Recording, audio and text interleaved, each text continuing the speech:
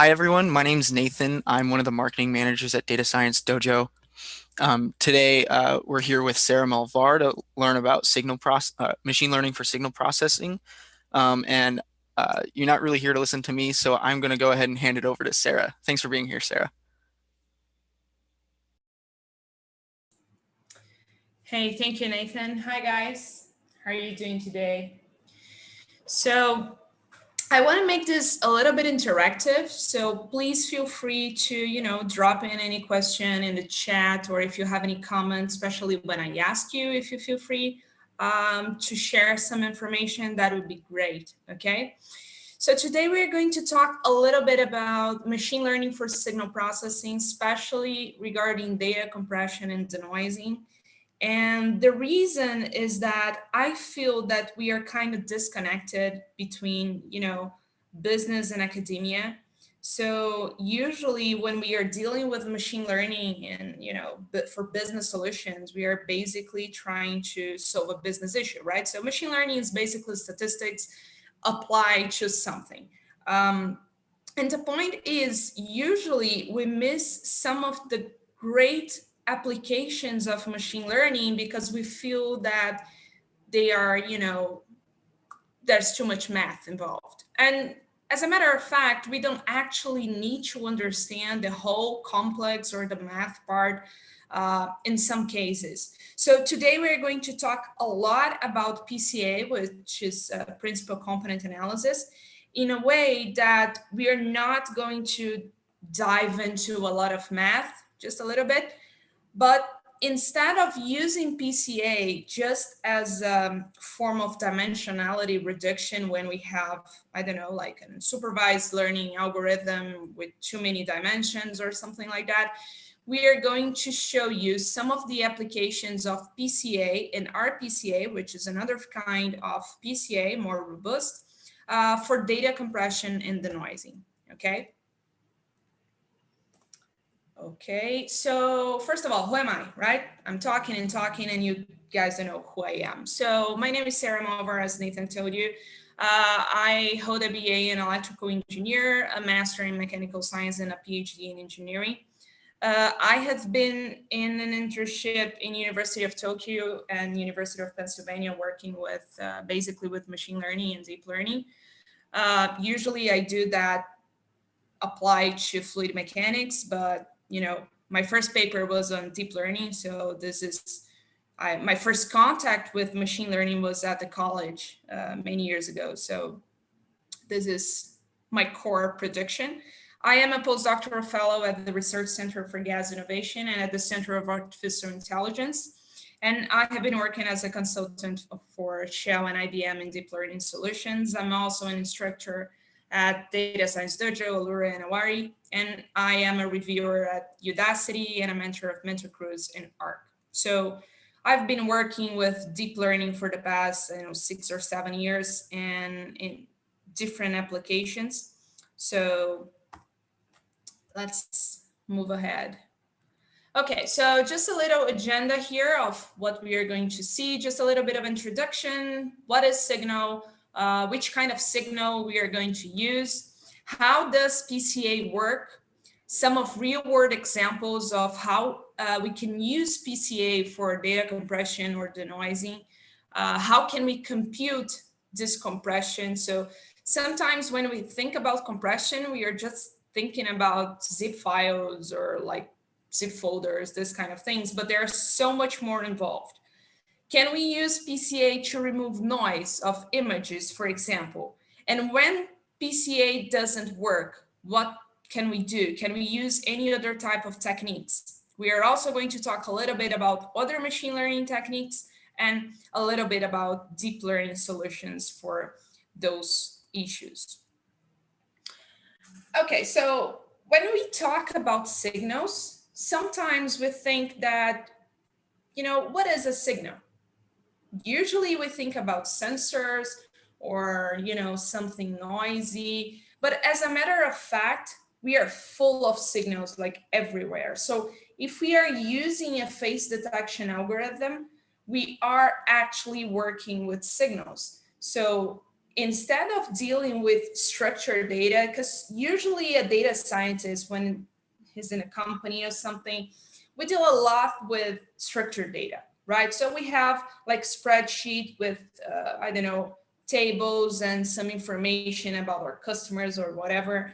But in real life, we are full of unstructured data. So we deal a lot with images, voices, sensors, anything that, you know, it's not actually structured. And we can use machine learning in all those different types of unstructured data. So not only in face detection, but in activity identification. So for example, if we use any of those wearable devices, like a smartwatch or something, it's probably recording your vital signs right now. So it's getting some information in your heartbeats, how many steps per day you are walking, or I don't know, any other information that you allow him to take.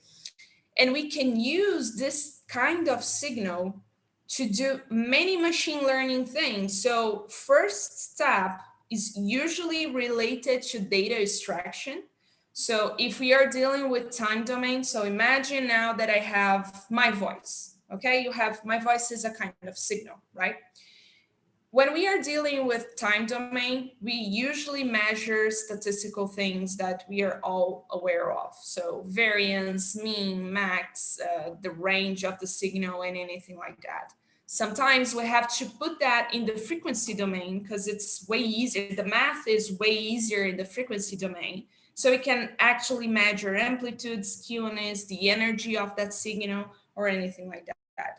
And based on that, we can create different models to train based on that input signal. So we could use naive Bayes, a neural network, a decision tree, any type of, I don't know, supervised or unsupervised algorithm, depending on your objective. And we can infer the activity that you are doing. So if I have a bunch of signals about you, I can create a machine learning algorithm that is going to say that right now, you are sitting, watching something or studying or whatever. You're not running, you're not riding a bike because of the signals that I have used as an input. So we have signals everywhere, and we can use machine learning to deal with those signals in many different cases.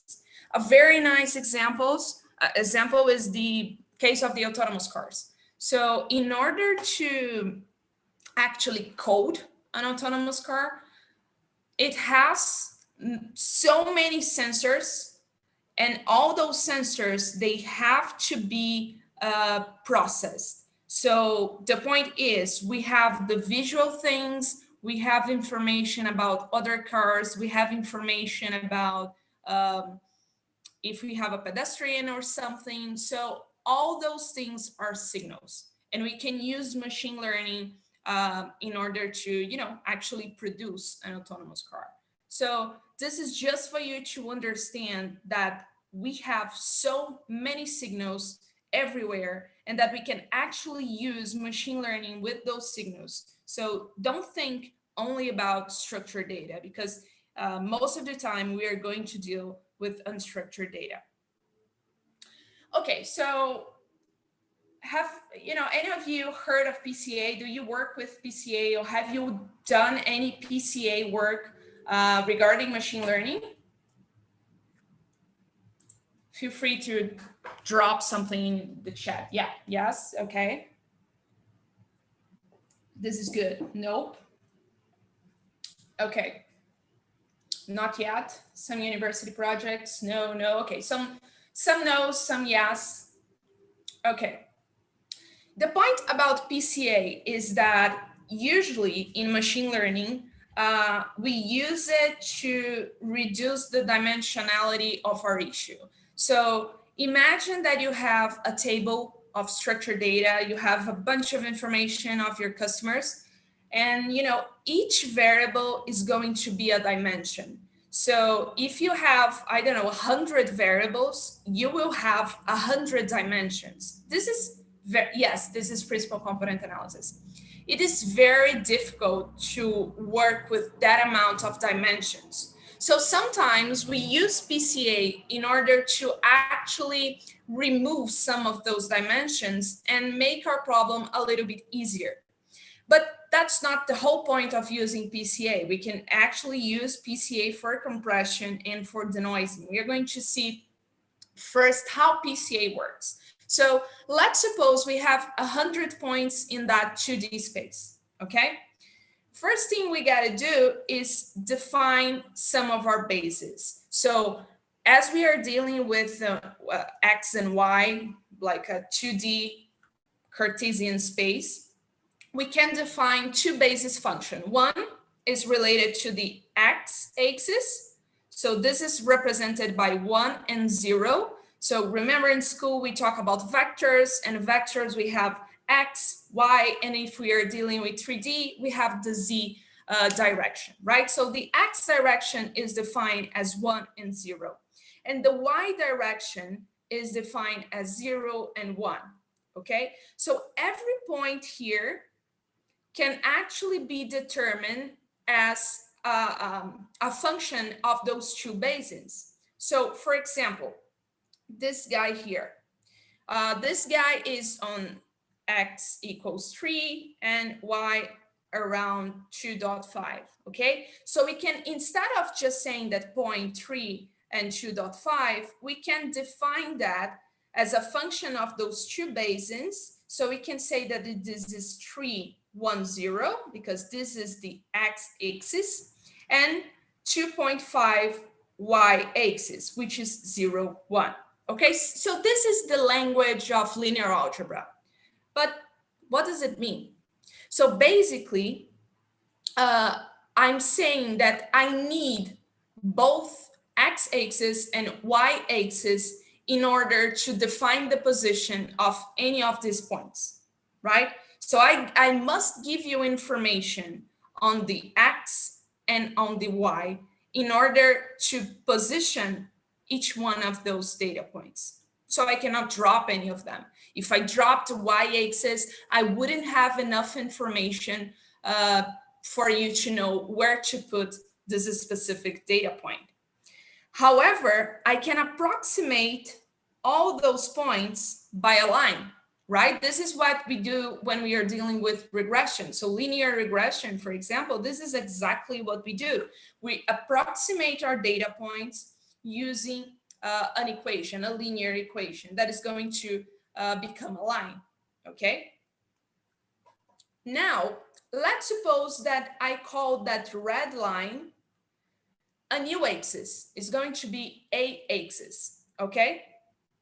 And I can also create another one that is perpendicular. So this is the green one that is called b axis. So now instead of working with x and y, I'm going to work with a and b, okay? And I can do that. I mean, I could create any different axis in any position that I want. I just have to worry that they are perpendicular, okay? Now, if we use A and B as basis, we can say that most of the variance or most of the information of this data set, these data points, is along the a-axis, right? So most of my points are almost inside that red line. That B line seems almost useless, right? So I have created, but it's not giving me much information, okay?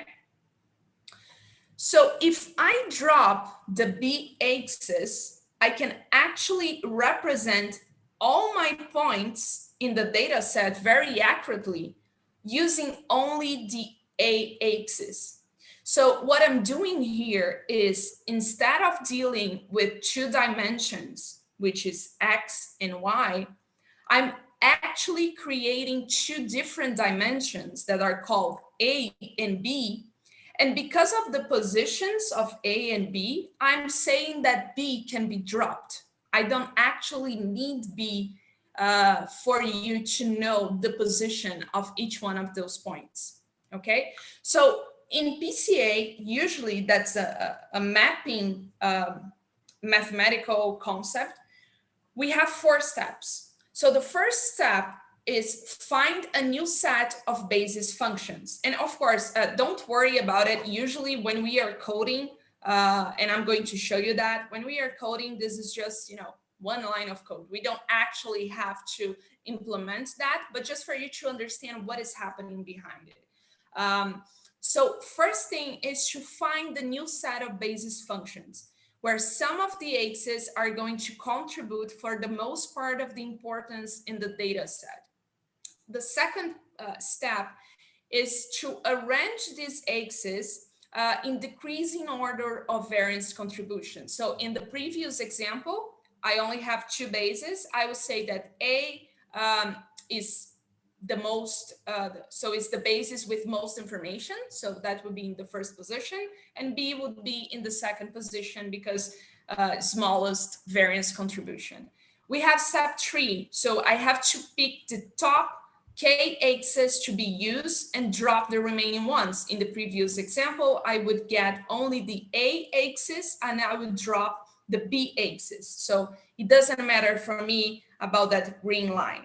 And on step 4, I can project this new data set onto this key axis. So that means, and now I'm going to enter in the only math part that you have to deal with.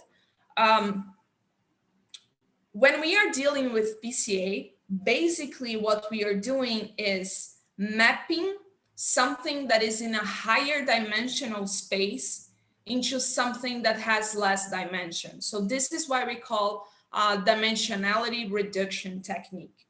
And in linear algebra, we have two concepts.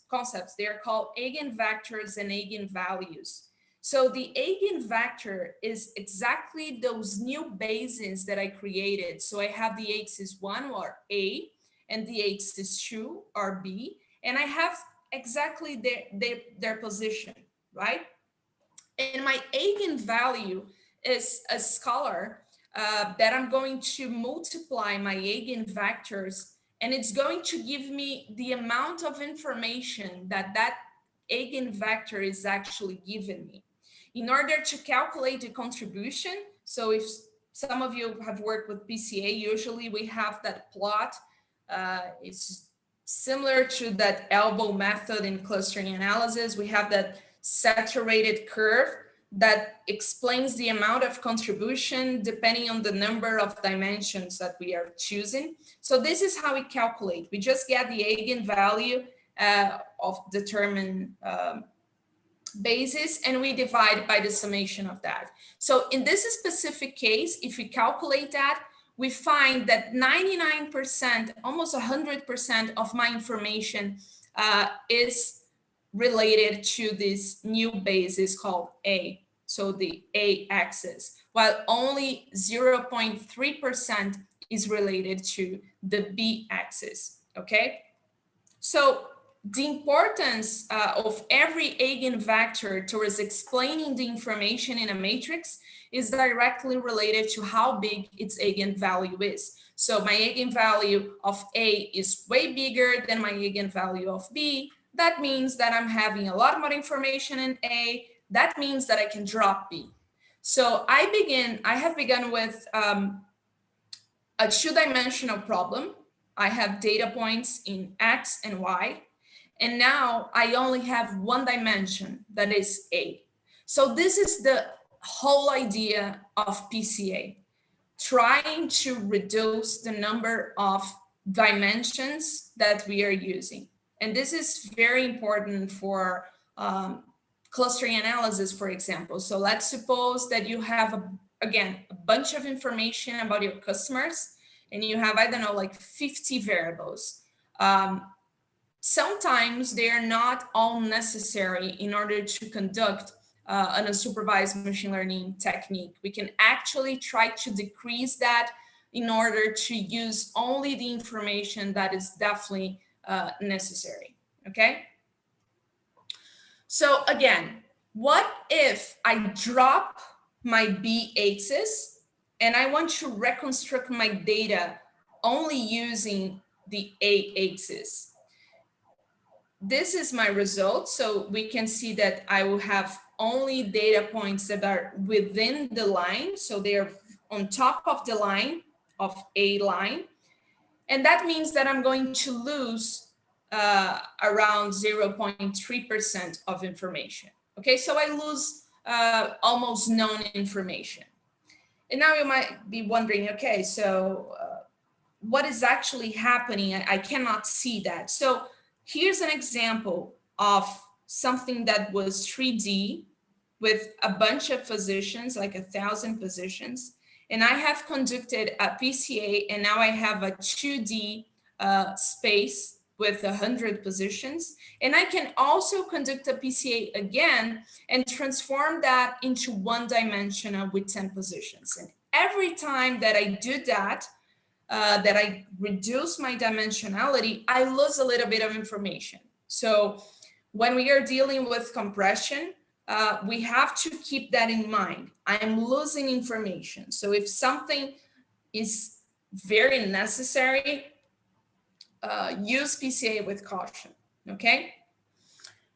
Let's go to a real world example. So where can I use PCA? You know, okay, you gave me the customer example and whatever, but is there any other nice way where I can use PCA to compress some images, for example? This is the example of the paper called eigenfaces. So this is basically a data set with many human faces. Okay, so 13,000 human faces, and they are all grayscale images, and they are 64 per 64 pixels. Okay, so I could use that data set in, you know, as a whole, but I have to, of course, transform those 64 per 64 into an array of pixels. That would give me so much work. So what I can do is basically try to understand the features. So for example, each photograph, we have some facial features that are present in all of them, like eyes, nose, mouth, right? So instead of using the whole information pixel by pixel for each one of the 13,000 images that I have, I can create templates. And if I combine these templates, I can generate any face in the data set. So I will create smaller templates with simple information, and I will use those templates as basing to create new images or to reconstruct the images that I have. Okay, so each template, of course, is going to be 64 per 64, so 4,000 dimensional. And I can reuse these templates as basis function to generate new faces in the data set. Let's see how we are going to do that. So first step, I get those 5,000 dimensional space that will be generated, and each face in the data set can be represented as a linear combination of these templates. Okay, so again, I have a bunch of faces. I will get some of them that are going to be my basis functions, and I'm going to recreate any other image that might appear in my data set using only those templates. Okay. In step 2, I'm going to arrange these in a decreasing order of variance contribution so I can drop the templates that do not provide much information the same way that we have dropped the b-axis. And on step 3, we, of course, if we code that, we found that to retain 99% of the variance or of the information, we only need the top 500 templates, almost 600 templates. So this is one, those are examples of templates. You can see that they are not faces, right? We can see a nose, we can see eyes, we can see mouths, but they are not exactly faces. So this is the idea. We are not actually computing faces. We are computing templates that are linear combinations, right? This is how we compress our data. So now after that, we can construct a projection matrix and we can project the images from the original 5,000 dimensions that were the 64 per 64 pixels using only 600 dimensions. So from 5,000 to almost 600 dimensions, that is a major thing, right? And now, how can we actually compute that compression? So initially, we had around like 13,000 images of 64 per 64 pixels. So a bunch of unique values.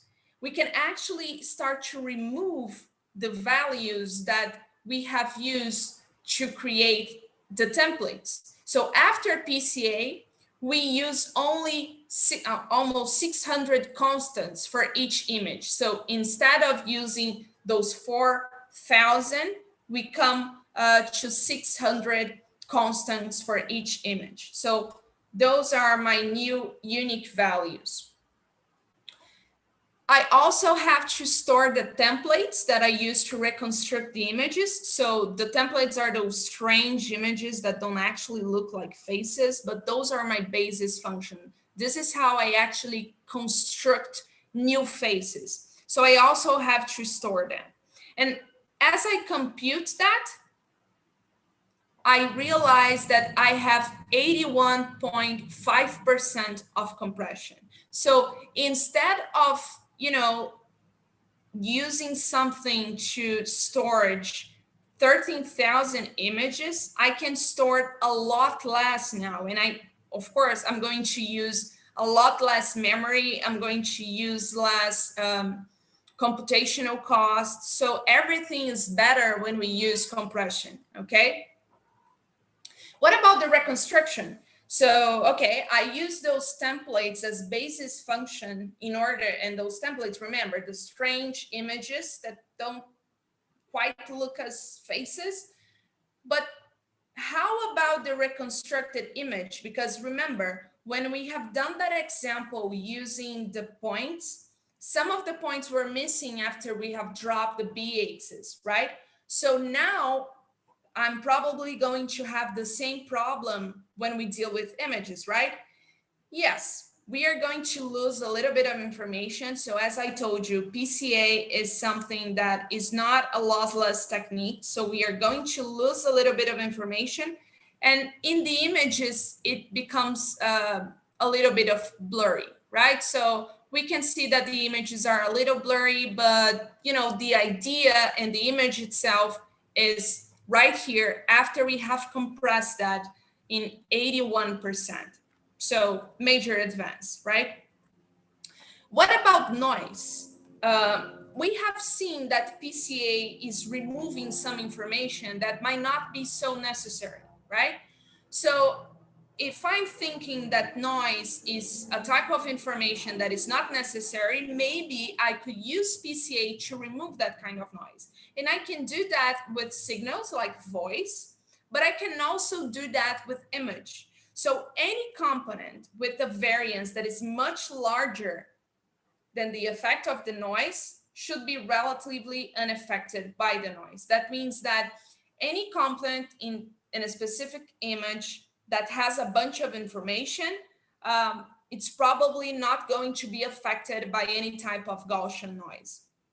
So in that example, we have handwritten digits that were digitalized, and we have added a little bit of noise. And of course, I cannot use that as an input in any machine learning algorithm. It's not, so my results are not going to be good. It's probably going to affect my metrics, right? So I can use PCA to remove this kind of noise. So after I remove some of my information of some of my dimensions, I can actually have something that doesn't necessarily present so much noise. So in this case, 50% of variance amounts to 12 principal components. So the first 12 principal components explain 50% of my images. Of course, this is not perfect, and any noise is a problem in any type of data, but this is a very good way to remove noise, especially when we are dealing with images. This is something that we are now doing in Shell, and it's showing some promising results. So PCA is also useful to feature selection routine. Why? Because we are getting the most important information. So instead of dealing with, I don't know, like 50, 100 dimensions or variables, we can actually decrease the amount of variables that we are using, only getting the ones that are more important. Okay, so rather than training a classifier on a very high dimensional data, you could apply PCA and try to use that same classifier on a lower dimensional representation. Remember, every time we have a problem, we want to make it simple. We don't want to add complexity that is not necessary.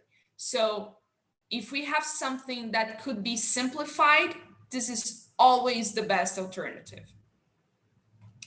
But PCA doesn't work well in some cases. And this is where the math becomes, kind of complex. So I'm not going to dig into the math, but just for you to know, when PCA won't work, sometimes our data is sparse, right? So imagine that you have, I don't know, like a matrix, again, customer information, but you have many categorical variables and you have transformed them into zeros and ones. We are going to have a sparse matrix, right? So this is a big matrix with a bunch of zeros and a bunch of ones. PCA is not going to work well on that. This is just a plot of, so in that case, if I change my basis from the black one to the red one, nothing is going to change much. In that case, on the B case, things are going to be better. So this is just a graphical representation of when PCA don't work, this is the A cases, and when the B, and when it works, this is the B case, okay? And another example where PCA won't work is when we have a non-convex space. So when we are dealing, basically machine learning is just trying to optimize things, right? So when we are trying to optimize things, we have a space with our function and we want to find the global minimum. But sometimes we have local minimum. That means that things are going to get stuck there and we won't be able to go further or to improve our metrics. This happens when we have a very complex problem, right? A physical problem or something like that. In order to say if something is convex or not, this is just a very simple example. So if I draw a line and my function is not shown below that line, I can say that this is convex. And if it shows below that line, it's non-convex. And when I have a non-convex problem, I'm going to have some issues if I work with PCA, okay? Okay, Sid is asking, isn't a feature space with large number of dimensions sparse by definition? It depends. If you don't have a bunch of zeros, for example, it could not be sparse, actually. Yes, some data sets are just huge. That's what Samantha said. So for example, if I have a bunch of, I don't know, like, let's see an example here. Sensor values of a machine. I don't know, you are measuring a bunch of things in a machine. Of course, we are going to have a huge data set, but the values are not going to be, this is not a sparse matrix because, you know, you are going to have actual values that are giving you some information about it. So it's quite different. Do the ACEs for PCA have to be orthogonal? Well, it depends. Usually when we are dealing with bases, when we are mapping things, especially on Cartesian space, we are dealing with things that are orthogonal by definition, but it depends on the space that you are working on, okay? How would I know if my training image has high dimensional data as I'm working with several still data sets? Okay, so your images are probably going to be high dimensional if you have a bunch of pixels. So look at the memory. If you are dealing with, I don't know, 8 by 8 image, like 8 pixels by 8 pixels, well, you can compress it. You can always compress things, but it's not much of a problem. But if you are working with an image with high definition, you are definitely going to have a problem about dimensionality. What about PCA with time series data? Yeah, this is a good question. Usually when we are dealing with time series, especially which I'm thinking that you were talking about one variable that is time dependent, right? If we conduct PCA, we might lose information and that might change the autocorrelation between the observed values, right? So this will definitely affect any forecasting that you would do. I wouldn't recommend doing anything like that, especially because it is already a two-dimensional information, right? You have your X value and you have, you have your Y value and you have the time. So why would you conduct PCA, right? Okay, let's go ahead. When we cannot use PCA, we can actually use robust PCA. So again, I'm not digging into the math because it's a little more complex, but basically we are trying to separate our data into a low rank feature component and a sparse strong background noise. So we use we use RPCA a lot when we are trying to denoise something, because noise by definition,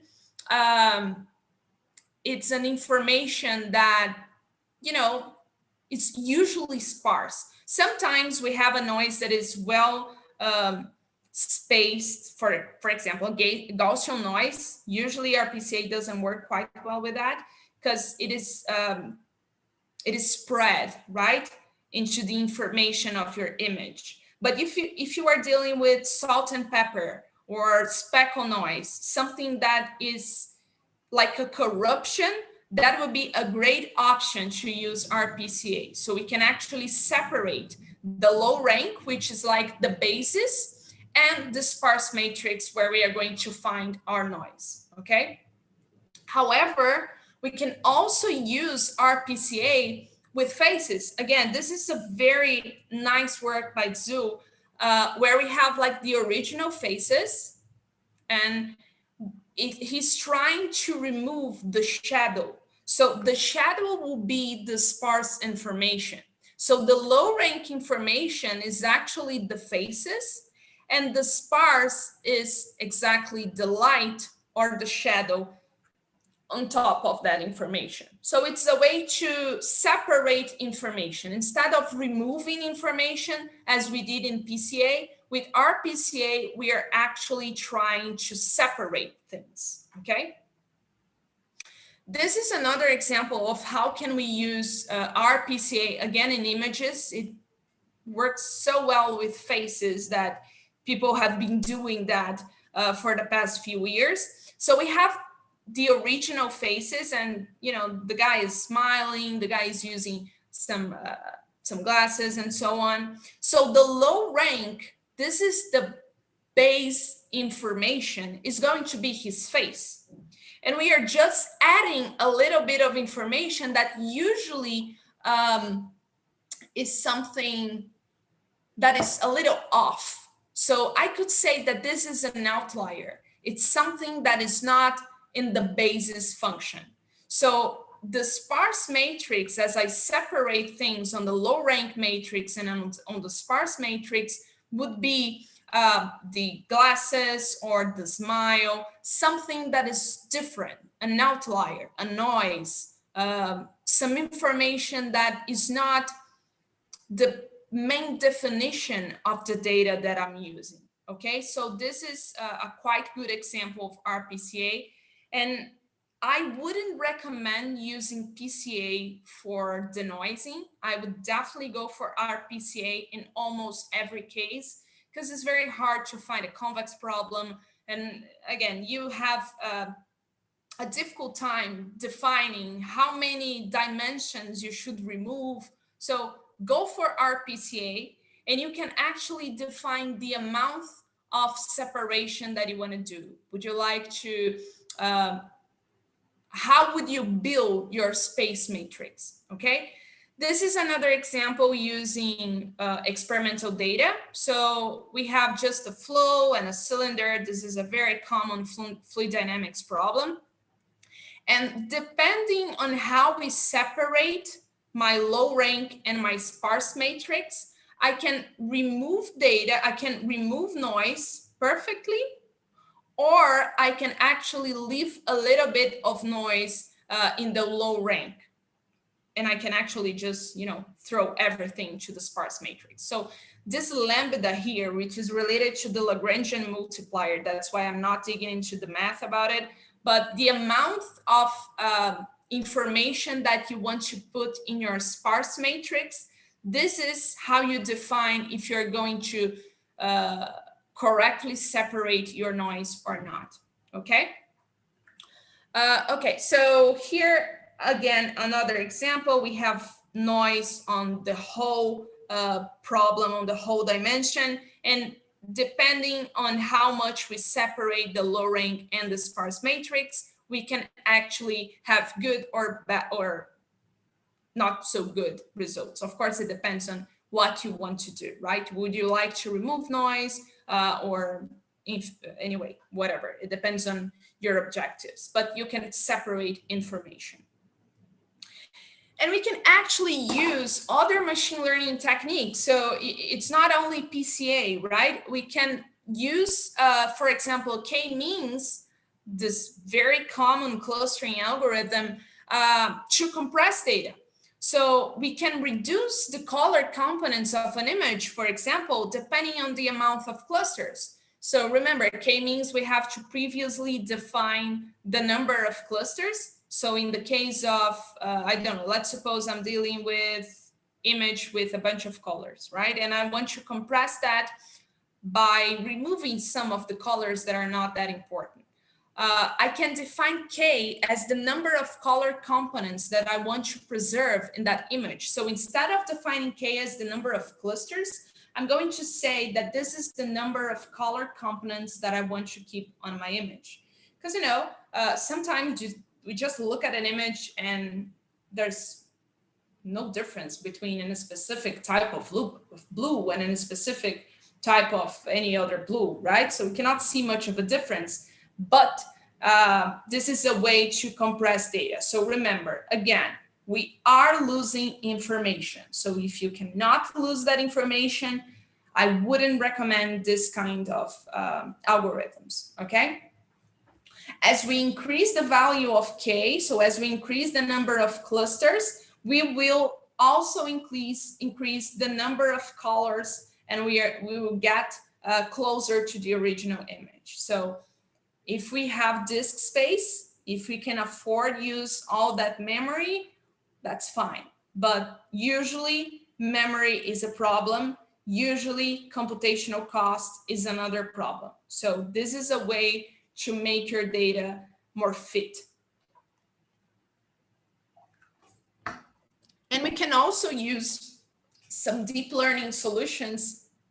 Those are probably like the most common when we are dealing with images, especially because classical learning algorithms, they require feature engineering.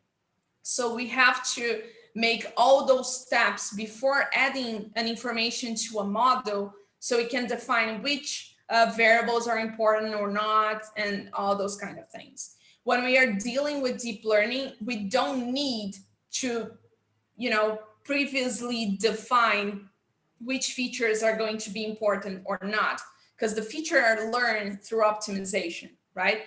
And the deep learning scales much better with more data than classical learning algorithms. So if I have a bunch of data, like one of you ask me about what is a high dimensional image. Like if I have high resolution images, I would definitely go for deep learning instead of classical machine learning algorithms, okay?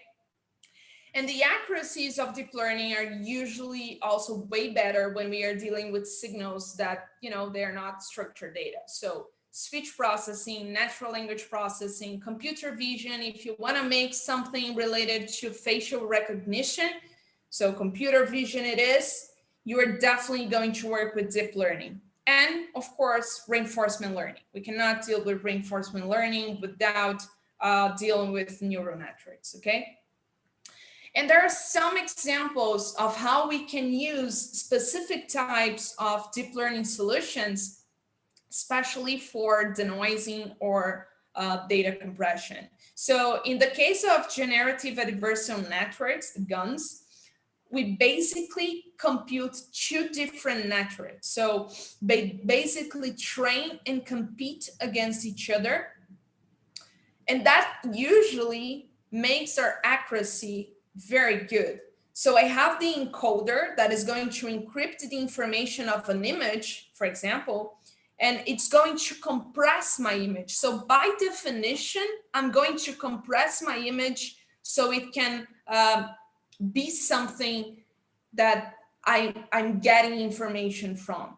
And after that, I have the decoder or the generator. This is going to use my compressed image according to the information provided and uncompress it, okay? So for example, this is a neural network that was created by Young. So this is actually a convolutional neural network. And we have basically two networks. One of them will take an image and will create a compact representation. Okay, so I have this butterfly image and I'm going to add a bunch of different layers and they're going to compress my image and create a compact representation. After that, I can use any type of codec like JPEG. JPEG is a way of compressing image, right? And that will be passed to the second network. So the second network is going to fix the image from the codec and try to get back the original image.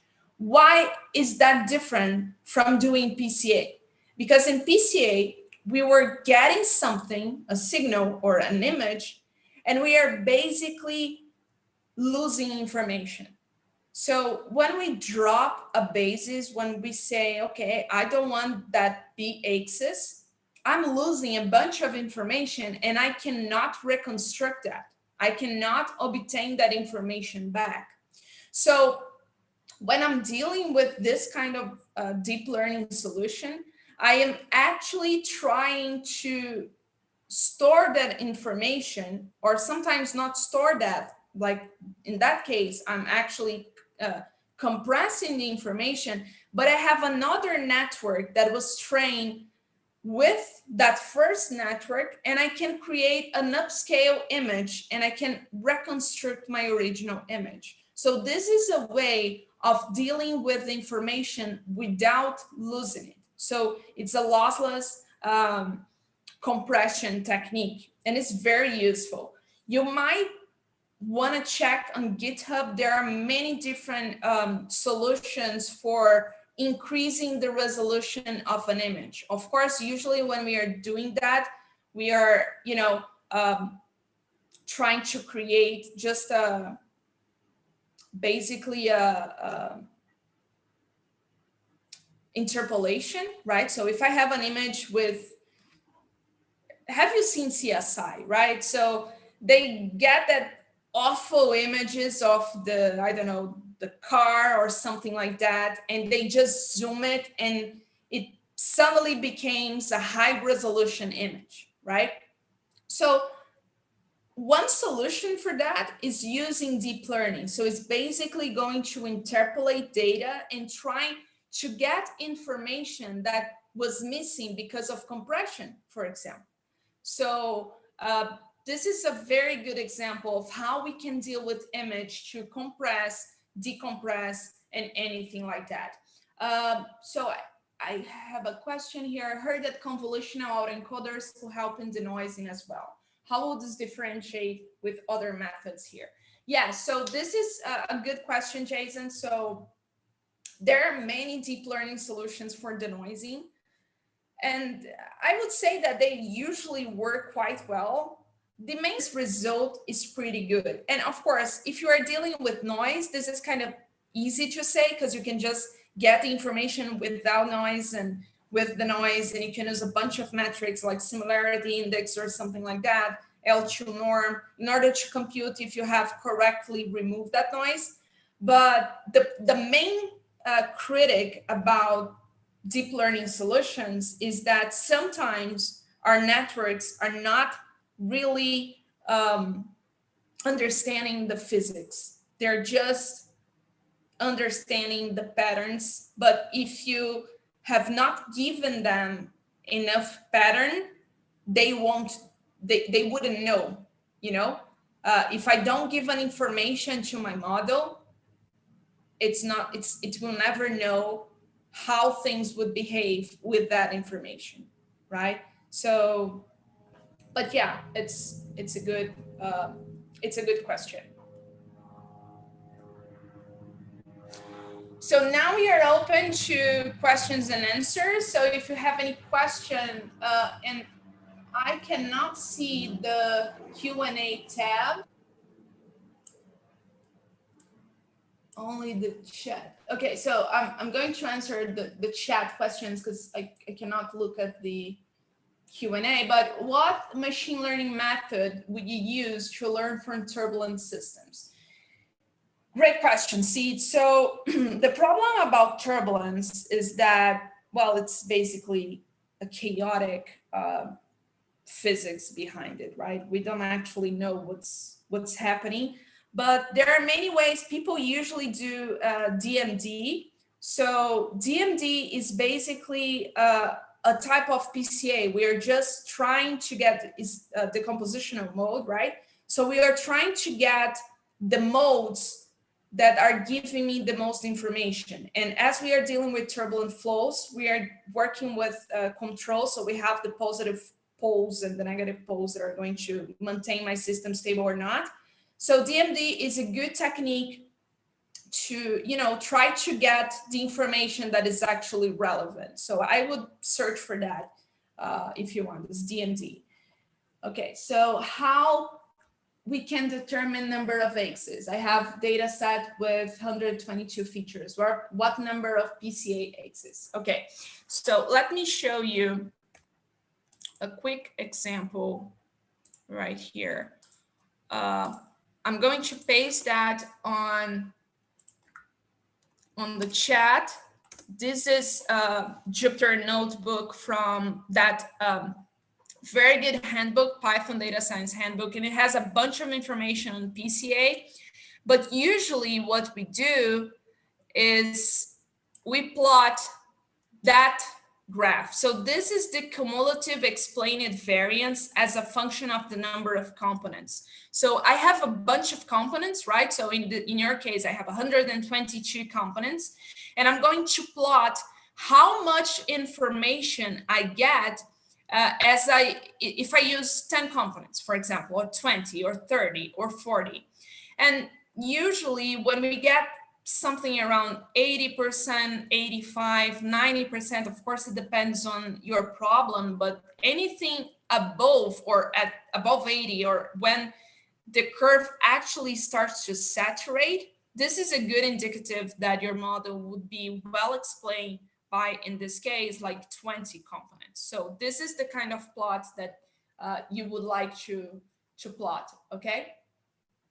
Is it possible to apply machine learning to a data set with only 3 raw features for multi-class problem?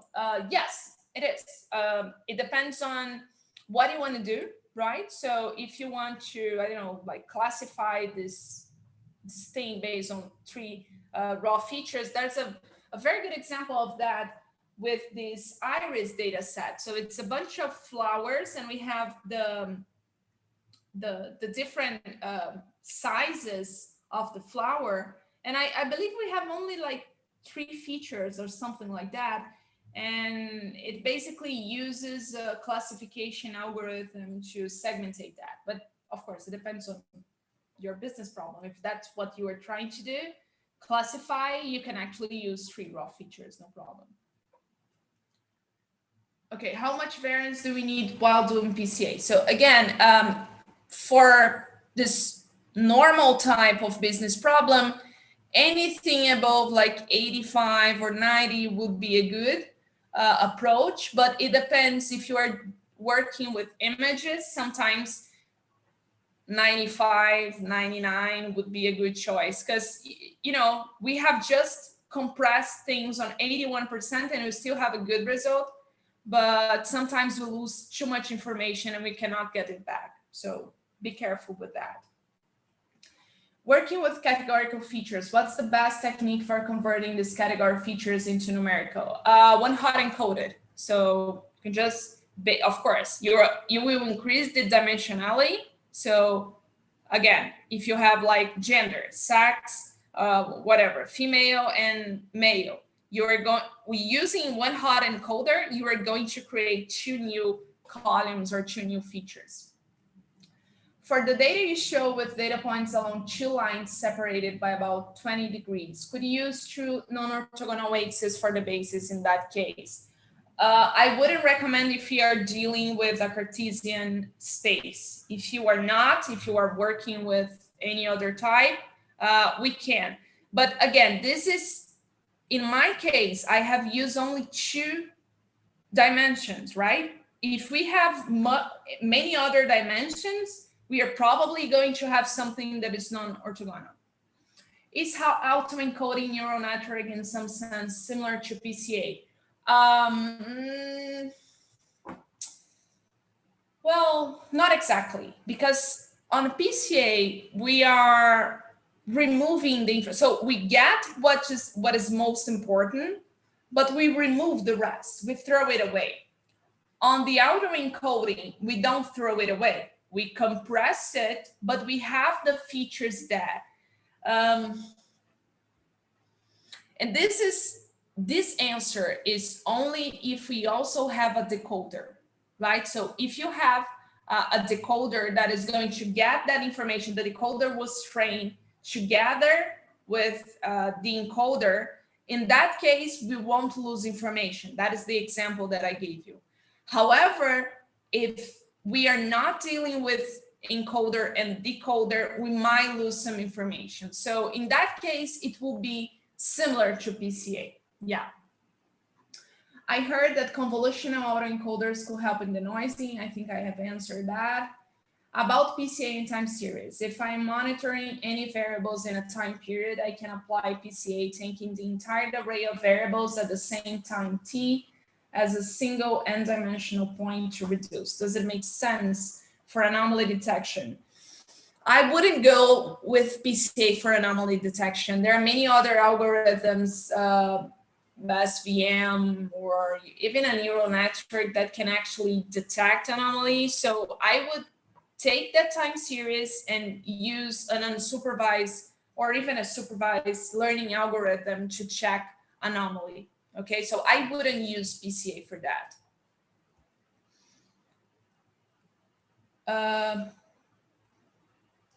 Okay, collab, thanks for the session. When missing value is more than 50% of the selected features, can we drop it or make it imputation? What imputation techniques? Well, there are a bunch of imputation techniques. We can do, you know, median, mean value, 0. It depends on what you want to do. Is there a way to know if my model for some prediction is the most optimal as can be? Look at the metrics, and it depends on the problem that will differ the types of metrics that we are dealing with. What is the best deep learning models we can use for prediction of time series data set? LSTM. So it's a neural network that can actually add memory to it. This is the deep learning model. If we are dealing with machine learning only, ARIMA usually works quite well. And do JPEG image encoders take into account if there's a neural network at the end of the decoder? No, they don't. So when I'm dealing with, they use JPEG, but they could have used any other type of encoder. So it's not actually related. They just use it as a tool, right? It's not actually related to the neural network.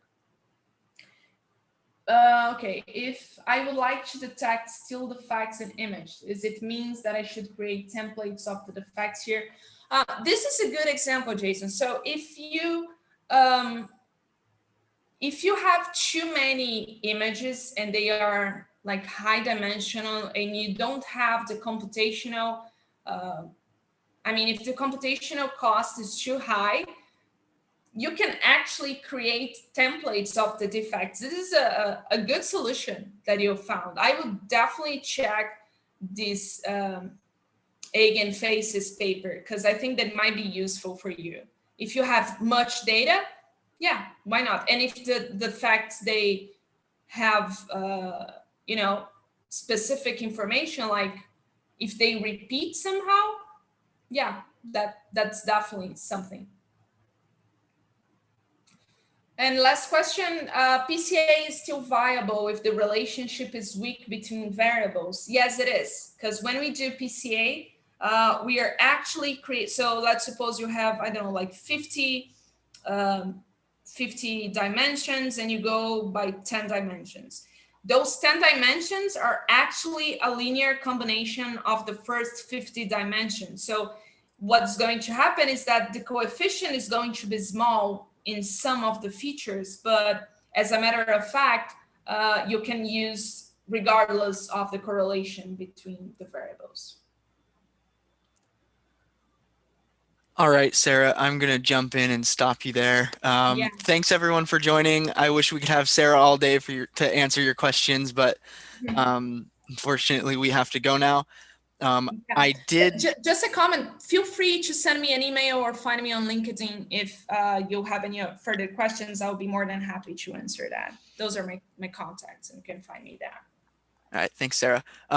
We do have another webinar March 10th with Zia Haidari, assistant professor at the University of Pittsburgh.